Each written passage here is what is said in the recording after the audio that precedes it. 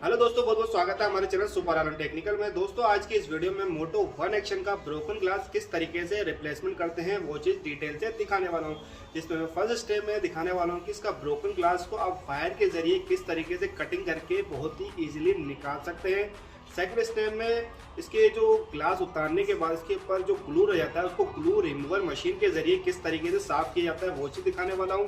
Third step पे इसमें punctual display होने के कारण कई लोगों को हमेशा इस प्रॉब्लम का सामना करना पड़ता है कि या तो वो ग्लास पे प्रॉपर ओसी लगा लेते हैं और या डिस्प्ले में लगा लेते हैं और उसकी पंचिंग मशीन में कर देते हैं और बबल वगैरह निकालने के बाद आप देखते हैं कि जो कैमरे का जो सेक्शन होता है ना वहाँ पर छोटे छोटे बबल आ जाते हैं। तो दोस्तों इस वीडियो में इसका सॉल्यूशन बताने वाला हूँ कि आपके कैमरे के सामने बबल 1% भी ना आए।